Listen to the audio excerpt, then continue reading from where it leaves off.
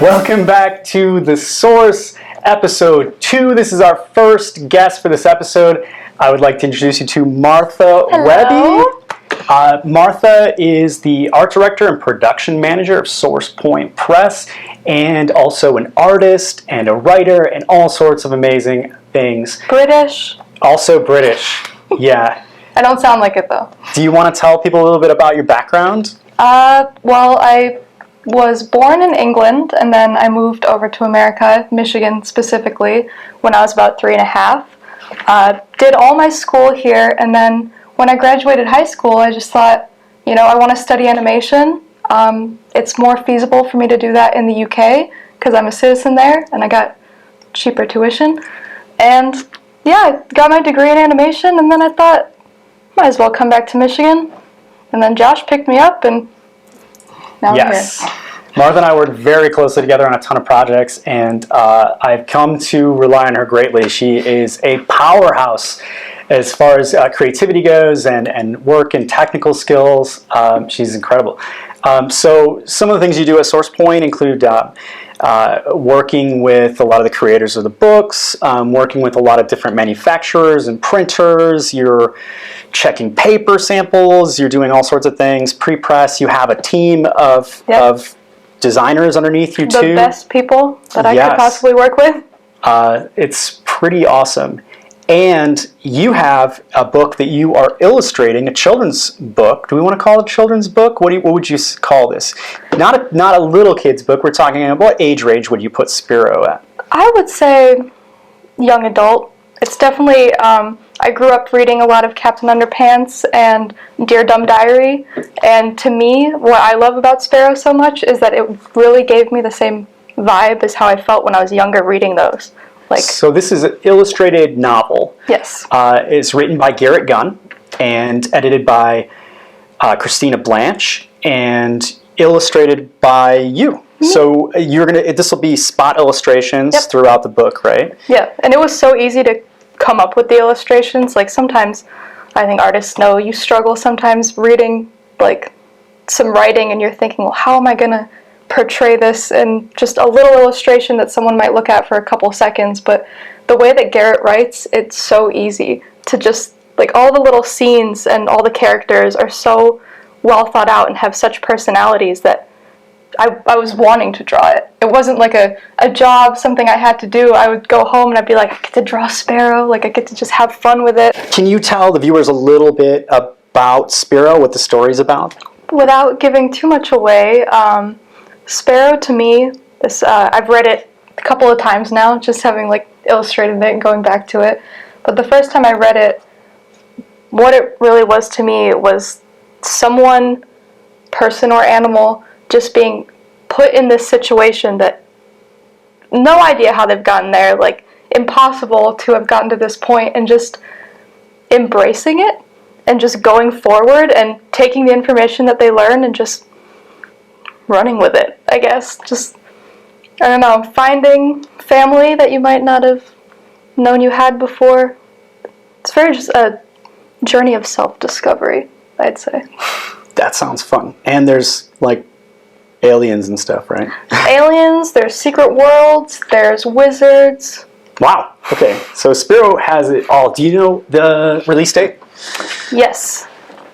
So it's available to pre-order right now from bookstores and comic shops, and I believe it will be available to pre-order soon on Amazon, and then the in-store date is March. March, I believe it's the 12th. Yeah, towards the end of March, right? Yes. So also in March is C2E2, one of the biggest and best conventions, pop culture conventions in Chicago. One of my favorites, for sure. Yeah, definitely one of my favorites, too. And you will be there signing. Yes, with Garrett Gunn. I will be there, and we are going to have, so in Spero, we have the Heartbreaker sword, and we are going to have a giant version that you're going to be able to take pictures with and look at, and we're going to have a whole area set up. I've seen the prototype build of this. It is massive. Yes. It's absolutely huge. I am slightly nervous that something bad is going to happen to this prop. No, I'll be there. It'll be fine. You'll be there to threaten everyone if they drop it. Yes. So one of the things I wanted to do on the show is no one has seen, including myself, any of the illustrations that Martha has done for Spero yet.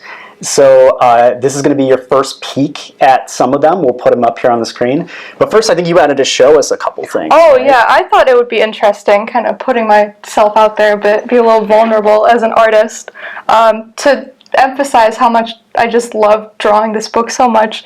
I have my work notebook here that has printing quantities and paper stuff and just less interesting stuff than Spero. And I have just like, in all of my little margins and stuff, just doodles. I would just be doodling all day at work. I'd think of something, so I have like little Glob here. He's probably my favorite character in the whole book, and I think upon reading it... What's his name? Glob. Glob. Yes. Adorable. I love him. And, yeah. I just had a lot of fun drawing it, and it was really easy to get into it, and working with Garrett, too, especially, is pretty much full creative freedom at all times. He trusts me as an artist, and I very much appreciate that, to just run with what I think is going to be the best. Do you have, so obviously everybody, this is a really great all-ages book. It's going to be super fun. You know that if Garrett Gunn is writing it, it's not just going to appeal to children. So if you're an adult and you're considering reading Spero, you're probably going to absolutely love it. It's probably going to be a wild ride. Yeah. On top of that, one of my favorite artists in the world doing illustrations for it. So excited. So you have to pre-order this. You have to help this book out by going out and telling your local comic shop, can you put this on your order for me? Because right now, all the shops have the ability to do that. They have the ability to pre-order Spero now. And those pre-orders determine the print runs, essentially, right? So people don't just print a bunch of books and then hope they sell. They print books based on whether or not people wanted it, and that has to be predetermined. Those are based on pre-orders. So if you're someone who wants to really support a book, waiting until it comes out isn't always the best way to support. Pre-ordering does so much more, including ensuring the book gets printed at all. If it looks like it's going to be a failure and it's not going to come out on top, like the print run itself costs a lot of money. So if it doesn't look like it's going to be profitable, a book can get canceled if people don't show up and pre-order it. So go to your local comic shop, let them know you want to get it in, pre-order it off of our web store on sourcepointpress.com, or you can, soon you'll be able to pre-order it on Amazon as well. Is there any, other than the chance to get to meet you and see some of the stuff in person in March in Chicago, are there any other projects you can talk about yet that you're working on currently? I have to think about this myself too. There might not be. I don't think there's anything I can talk about yet, but there is very exciting stuff that we are getting to work on in the future that I hope we can talk about. There are a couple things that Martha and I are working on together coming up here this year that I'm very excited about, but those we definitely can't talk about yet. That's New York Comic Con. That's down the road a little bit. But that's going to be super fun. Yeah. What is your favorite part about your role at SourcePoint? It's a little bit selfish, but just getting to be surrounded by art all the time. And getting asked my opinion on art, I think is, I don't know, it makes me feel good to know that people here, everyone values my opinion and will take my recommendations to the final product. It's not just, they're not asking me to ask me. They genuinely want to know what I think. And Garrett, we work very closely with, and he's always working with a ton of artists, and he's always sharing new stuff with Josh and I. And it's a privilege, I feel like, that I get to see all this stuff before it makes it out into the world, and I get to have my little hand in it. Well said. Yeah. I feel similarly. What she said. Yeah. Just being surrounded by cool art and cool people all the time. You are a bit reclusive, but if somebody wanted to see some of your work online or keep up with anything, especially artwork, where's the best place for them to go? Probably Instagram. My Instagram handle is Marth Animation. So take Martha, take animation, put them together. You'll get to my page after a few tries, maybe. And then I'm Martha Webby on Twitter, but I'm pretty much just Source Point fangirl on there. I'm not big on social media. The joke in the office is kind of that I'm an 80-year-old woman trapped in a 25-year-old's body. Accurate. So if you see me retweeting something on social media or posting something, pay attention to that. It must be important. I've come out of hiding to press a button. Thank you so much for being on The Source. Yeah. We are going to bring on guest number 2, and you're going to hang out with us while we do that, right? Yeah.